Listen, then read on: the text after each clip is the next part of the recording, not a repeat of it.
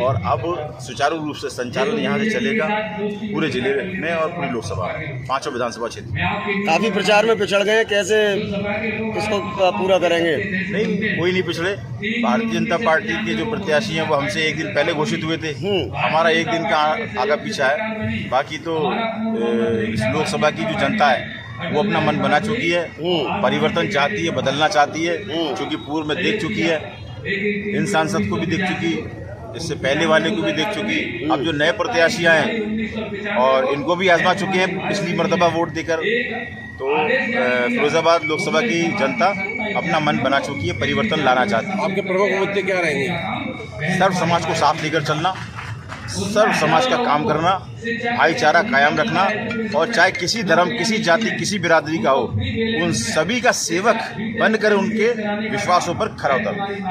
सबसे पहले बहुजन समाज पार्टी की माननीय राष्ट्रीय अध्यक्ष आदरणीय जी ने जो फिरोजाबाद लोकसभा टिकट हमको देकर और हम पर जो विश्वास जताया उसके लिए मैं आभार व्यक्त करता हूँ। आदरणीय माननीय आज चुनावी केंद्रीय कार्यालय का उद्घाटन है हमारा फिरोजाबाद लोकसभा का, और अब यहाँ से सुचारू रूप से व्यवस्थाएं बनेंगी और यहाँ से चुनाव का प्रचार प्रसार अब शुरू होगा।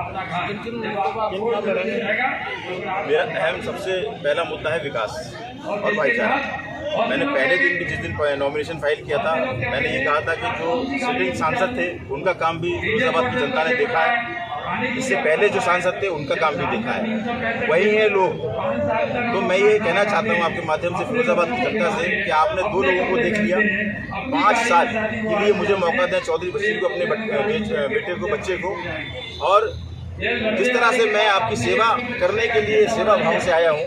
मेरा काम अगर आपको 5 वर्षों में पसंद ना आए, ये लोकतंत्र है, चुनावी पर्व हर 5 साल पर आता है, मेरा रिपोर्ट कार्ड तैयार कीजिएगा। अगर मेरा काम सही ना हो तो मुझे लात मारकर नीचे उतार दीजिएगा, क्योंकि जो सांसद रहे पूर्व में और अब जो भारतीय जनता पार्टी से या समाजवादी पार्टी से जो प्रत्याशी हैं, फिरोजाबाद के लोग भली भांति उनको जानते हैं, उनके नेचर के बारे में, उनके काम के बारे में। तो मैं यही कहना चाहूँगा कि उनके रिपोर्ट कार्ड भी आपने तैयार किए 5 वर्ष, हमको भी एक बार मौका देकर और हमारा भी रिपोर्ट कार्ड तैयार कीजिएगा 5 वर्ष, और कंपेयर कीजिएगा कि जो वादा मैं आज आपसे फिरोजाबाद की जनता से कर रहा हूँ, अगर उस पर खरा ना उतरूँ तो मुझे 5 वर्ष के बाद उतार कर फेंक दीजिएगा, बदल। जनता अगर आपको दुआओं से नवाजती है, आशीर्वाद देती है, जीतते हैं अगर आप, तो सबसे पहला फिरोजाबाद के लिए प्राथमिकता के तौर पर क्या काम करवाएंगे? सबसे पहला काम मेरा ये होगा कि पूरी 5 विधानसभा हैं, सभी के सहयोग से मैं चुनाव जीतूंगा। सभी धर्मों के, सभी जाति, सभी वर्गों के, सभी बिरादरियों से मैं चाहता हूँ अपना वोट दें, सभी लोगों के आशीर्वाद से जीतूंगा। तो प्रत्येक विधानसभा के अंदर बहुत ही तालमेल मिलाकर, सबके मोहल्लों में जाकर सबसे सलाह मशवरा करके कि यहाँ की बेसिक समस्याएं क्या हैं, उनसे राय मशवरा लूंगा। उसके बाद जैसे मेरे सामने जो समस्याएं आती जाएंगी, 5 वर्ष मेरे पूरे होने से पहले कार्यकाल के कोशिश ये करूंगा कि लोग कम से कम 80% मुझसे संतुष्ट हो जाए। देख करते हुए जनता के बीच में जा रहे हैं, इस तरीके से मुझे काम करने का बहुत बड़ा जुनून सवार है, और मैं तुम लोगों के साथ बीच में रहकर आगे भी इसी तरीके से काम करूंगा। दूसरी बात ये आती है कि जिस तरीके से अब तक, आज लगभग मैं मानता हूं कि 5वां दिन होगा माननीय चौधरी बशीर जी को प्रत्याशी घोषित हुए। 5 दिन में आज फिरोजाबाद की आवाम टोटल ये कहने लगी है कि हाँ, अब लोगों के अब आंकड़े बदलने लगे हैं और अब आंकड़े काफी बदलेंगे आगे चल के। तो आप मान लीजिए कि हम तो टोटल है ही आगे, लेकिन जो अन्य प्रत्याशी हैं उनके अंदर भी बौखलाहट और मतलब एक तरीके से बेचैनी सी बढ़ गई। जो विरोधी पार्टी है भारी का मुद्दा उठा रही है, उसके लिए क्या करें? अरे सर, उनको तो ये समझाइए कि वो कौन से इंडिया के हैं, वो भी बाहरी है। आज से लगभग 1800 जब ये जिला नहीं बना था, उससे पहले तो आगरा में ही ये फिरोजाबाद आता था, तो बाहरी कहाँ से हो गए? मैनपुरी तक आगरा लगता था। भाई बाहरी तो हम ये कहते कि ये व्यक्ति स्टेट से ना होकर अदर स्टेट से चुनाव को लड़ते तो हम बाहरी मान लेते। भाई लोकल फिरोजाबाद है, 30 मिनट का समय नहीं लगता।